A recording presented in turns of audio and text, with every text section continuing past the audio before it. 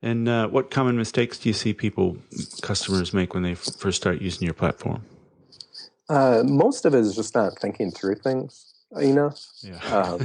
It's Welcome to the Active Marketer Podcast, where we talk about how to design, automate, and scale your business to the next level using sales and marketing automation. You can find out all the tips, tactics, and techniques you need to get more customers and sell more stuff over at theactivemarketer.com. Now, here's your host, Barry Moore. Hello and welcome back, listener. It is your host, Barry Moore, here for episode 9 of the Active Marketer Podcast.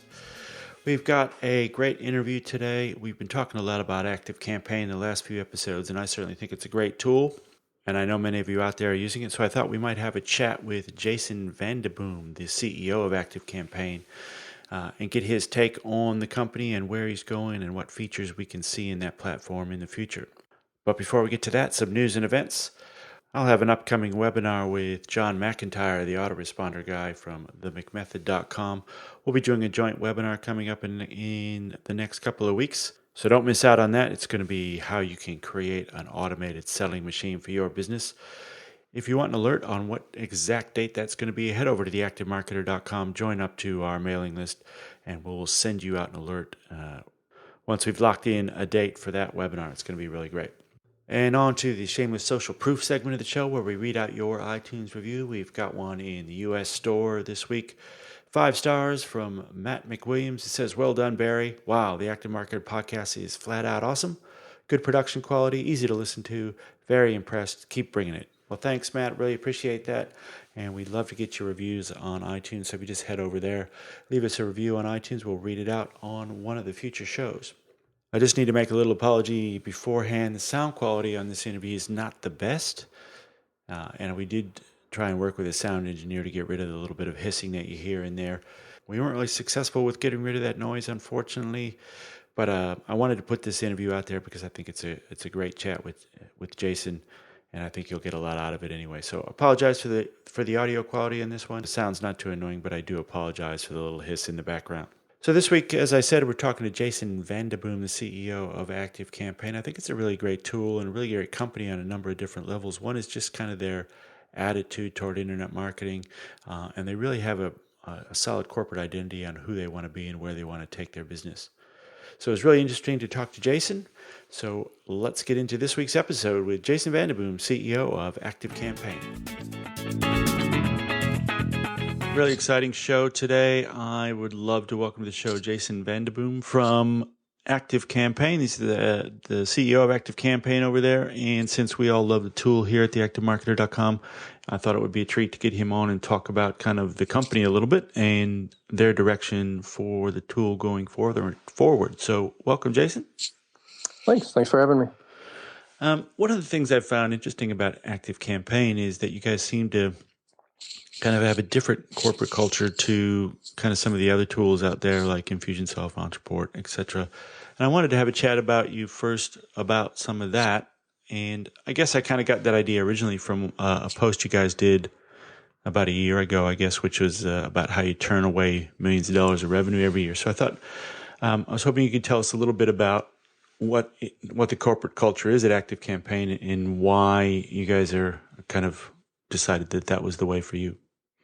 Sure. I think what you see a little bit of is we don't have a pure sales focus here. So it's not all about just bringing on more and more clients and bringing on more and more revenue. Obviously, we like clients. We love revenue. But we really want to build something that we can kind of stand behind and we can believe that actually makes the whole email ecosystem a little bit better. Traditionally, when you look at email marketing, things like that, a lot of people use words like, bulk or just like blast out an email or something like that. And we don't want any part of that side of things. We're more about intelligence-driven emails. So you're sending fewer things, whether it's email or text or anything, but it's just more behavioral-based. So you send fewer, but you get better results from it. Yeah, fair enough. In that bit about turning away millions of dollars of revenue, is that you guys taking the moral high ground that you don't want to be associated with spammers, or is it self-preservation to protect your delivery rate, or a bit of both? It's definitely both. So obviously we don't really want any part with spam at all. because we hate it ourselves. Yeah. And it comes down to deliverability as well. Just the type of user, I guess, that you're kind of positioning yourself towards as well. So someone that's just looking to, just blast out a bunch of emails to someone that they don't really know is going to be a different type of user to work with because their goals are not aligned with the goals of someone that has a little bit more of thought behind their marketing. Well, that brings up an interesting question for me that I never really thought about. What is the kind of typical customer avatar for you guys? It's pretty wide range. So, we kind of fit like the small to medium-sized business. We have a lot of internet-based companies, whether it's SaaS products or just e-commerce type of sites, all the way down to like, mom and pop type coffee shops, realtors, things like that. Cool. And I know you guys have been in business for a while, but for those listeners who don't necessarily know the ActiveCampaign story, can you just give us a quick kind of history of ActiveCampaign? Sure. We've been around quite a while for what we do. So we started in 2003. But when we started as a traditional software company, and our focus was private labeling and letting people resell. So for quite a while, we were used by a lot of people. They just didn't know about us. Yeah. Number of years back, we started making a transition to more of a SaaS platform. And by doing so, we still have our reselling, things like that.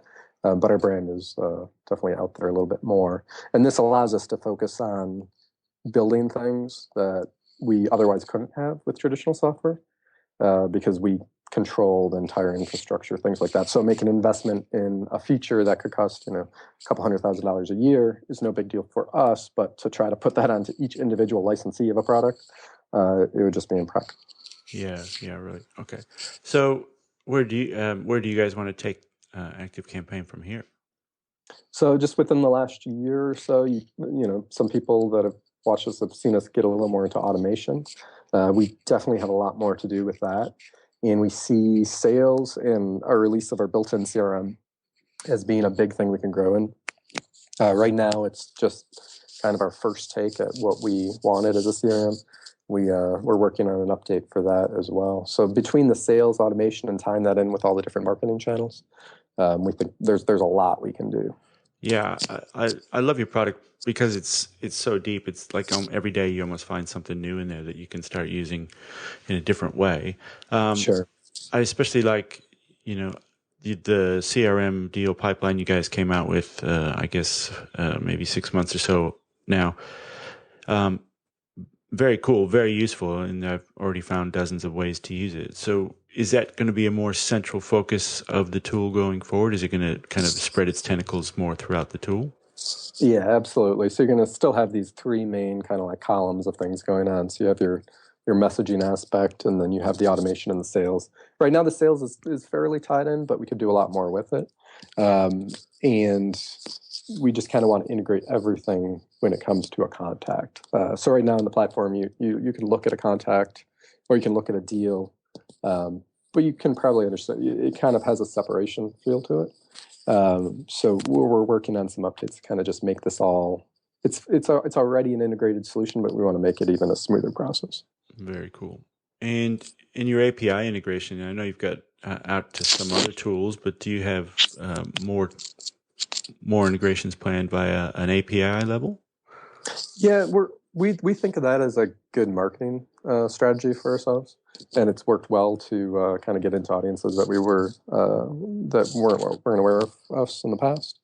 So we're constantly looking for new people to integrate with, and we just constantly have people coming up to us wanting to integrate with us. Oh, good. Cool. So we assist with them. So we're constantly rolling out. I think we're over 150 different types of apps we integrate with. And we're looking to do more in-depth integrations with other CRMs even. So like if you don't want to use our CRM, you'd be able to just connect up with another CRM and just use us for the automation aspect of things. Yeah. Yeah, I know a few people who are doing that. So it's nice that you don't get locked in, but Yep. obviously you guys want to make your own product and make it as tightly integrated as possible. So that's pretty cool. All right. So I think most of the listeners to this podcast will be probably just starting out with automation. So they've either just started or they're maybe a few months into their automation journey. So for those people who haven't started and they know they want to, where's a good place for them to start? Well, if you're doing it kind of like in a self-serve type of thing, Yeah. you probably just want to get started with, like, if you have responders already, just try to get that into like an automation workflow, just so you can start getting comfortable with the concept. And then you can start thinking about, like, how can you expand off of that, and think about areas of your business that you can kind of define some processes for, either following up with people or kind of like nurturing things, whether it's before the sale, after the sale. And just any area where you could kind of make a blend of both automation and human touch to things, because we find that's probably the most effective usage of automations. Is because sometimes people think about automations as kind of over automating things and just trying to like have these stale messages sent out all the time. But we find it's best if you kind of build them so it has these touch points where a human would get involved. Yeah, that's a good point. I see people kind of overlooking that portion of the product in that, yeah, you can automate everything, but that means you can automate everything. So, you can set up alerts to your internal staff members to follow up with somebody, or send an alert to the sales team to follow up with a nice thank you card in the post, or all kinds of stuff. So it's not just the external emails going out that can get automated, but you're right, it's all those internal processes as well. So nobody slips through the cracks, and every customer is getting the best experience they can. So that's something I see a lot of people overlook when they're starting out. They think it's all just emails out, but it certainly isn't. Yeah, you should always be thinking about more things besides just email. And what common mistakes do you see customers make when they first start using your platform? Most of it is just not thinking through things enough. Yeah. It's you can't really blame them for that, because you just have to think about it in different ways, kind of, because you get so used to your day to day. So the first thing you're initially going to want to do is try to automate things to save yourself time, which is good. But you definitely have to think about things that you're not doing already, or just different strategies you could use to kind of like reach out to people proactively. We enjoy working with people and we do demos and one-on-ones, things like that. And it's nice to get someone else's perspective, whether it's us or someone that has worked with our product or any automation software, to kind of just give you a different take on things, outside of your bubble of your own day-to-day business. Yeah, I think there's kind of two camps people fall into when they start using it. They open up the tool and they look at everything it can do, and they get kind of what I call possibility overwhelm. There's so many things here I could do, and they end up kind of doing nothing. Or they don't see any of the possibilities, and they just keep doing the same thing that they always did with a simpler tool like Aweber or MailChimp, and they end up with 20 different lists, and they're just blasting out a monthly newsletter, and that's it. And you're like, oh my God, you're not even starting the engine of this product. There's so much more you could do. So, I think a little education goes a long way in really understanding what the tool can do, but how you can drive it to help your business rather than just doing the same old thing that you used to do with your other tool. Sure. And the other thing I'd say we see from time to time is people will go in, they'll actually put some thought in, they'll put together some good things, they'll get it all set up, and then they'll just forget about it. And it's something you should probably keep tweaking and optimizing, just like you would with anything you're spending money on. Yeah, sure. Normally people wouldn't just set their AdWords and just leave it go for like a year. Because that'd be very dangerous and very expensive. Yeah, but people wouldn't do that because they have that direct cost association. Yeah. So with something like this, you don't have that necessarily, but the same thing is there because you're possibly losing far more than what you would have lost with AdWords. You just don't even know about it because you haven't really given it the time. So that's a costly thing I think I've seen. Yeah. Okay. Very cool. Now, following on to that thing that, there's so much in the platform that you can do and so many possibilities. Have you ever seen customers kind of do something that you were surprised with? You're like, geez, I didn't even think of that. That's pretty clever. Yeah, it's a lot of interesting integrations, I guess, in different usages, whether it's kind of like integrating things that we never would have thought of integrating with, or people taking the product and they'll come to us with a support question or something. We'll look at it, and so it's not really our product anymore. Like, what did you do to it? But because we allow people to change it to a certain extent, so they can actually do some pretty drastic things. So it can get interesting when you look at it and it doesn't even look like what you've been working on. I guess the other thing I'd say, what kind of has caught us kind of off guard a little bit, we're well aware of people using like complex automations and lots of automations, but we found some fairly small companies using like massive amounts of automations, like 100 automations with tons of logic in it and stuff like that. And we expected it from certain markets, but not from someone with just like one user and coffee shop. Yeah, well, I mean, it's like taking optimization and like going all the way, and it's good. It makes us think about things a little bit differently because we want to make it easier for them to actually manage all that. Because even when we look at it, it can be a little overwhelming. So I guess it's mostly things that make us kind of like rethink about how we should set things up going forward. And people constantly push the boundaries of things, I guess I'd say, in a good way. Yeah, cool. And I've talked to some kind of fairly active internet marketers who are doing, 6-7 figure businesses that use a tool. And I seem to find that the guys that are using it the most and kind of the most successfully financially seem to be the ones that have the simplest automations. They don't have to be crazy and complex and 5 levels deep, and this one fires that one, and this one fires that one. They're just really well thought out and really simple, and they just work. Yeah, I think especially like how any form of automated communication, just how it's crafted and how you personalize it, goes a long ways. And then also just like you were saying, kind of a shorter workflows, like we'll do certain things, whether someone does something or doesn't do something within our service, but there's just these small kind of like hooks and triggers we have for things. So you don't end up with this huge workflow that you've designed. There's cases where it is needed, but, to try to keep it, to quality crafted things instead of just going overboard with a single one is typically better route, I think. Yeah, for sure. And are there other cool features you guys have built in that you've just kind of gone, why is nobody using this? That kind of nobody seems to have discovered and nobody seems to use? Or what are the kind of the cool features that most people seem to overlook in the platform? So nobody really gives conditional content any value.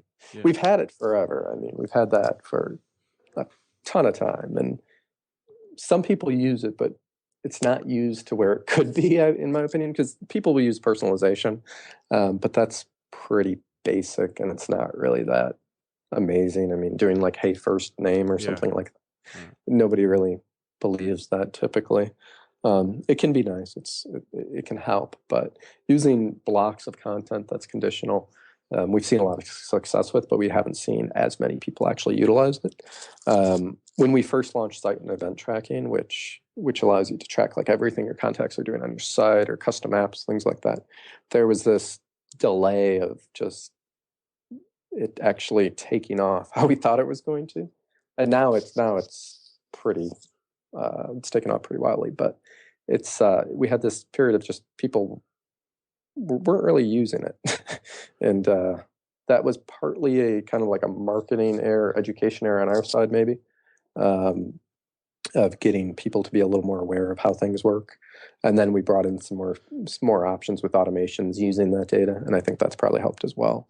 But that's a very powerful component of being able to trigger things based on behavior and whatnot. Yeah, that site and event tracking is crazy cool. I love it. Yeah. But then that's why initially when we launched it was just like, okay, it's kind of a slow response to it. But that's taken off quite a bit now. And just to loop back to the other thing, for those listeners who don't know what the conditional content thing is, can you just quickly explain that? Sure. It's similar to personalization where you'd put like first name in an email, but you would put something like, if interested in product category, show this content. Otherwise, if interested in this, show this block of content. So you can have images, you can have whole paragraphs, you can have different columns in your email of just different content based on any of their data that you have. So that data could be contact data, like things that they visited, anything. Yeah, exactly. So you can actually use those two together. So if you're using your event in site tracking and someone's been on a page, so say you're a fitness person or a personal trainer or something, someone's been on your nutrition page half a dozen times in the last month. So when you send out your monthly newsletter, that person can receive the lead story in that newsletter might be something about nutrition because they've expressed an interest in it in the past, where somebody else might be about exercise and fitness or something like that.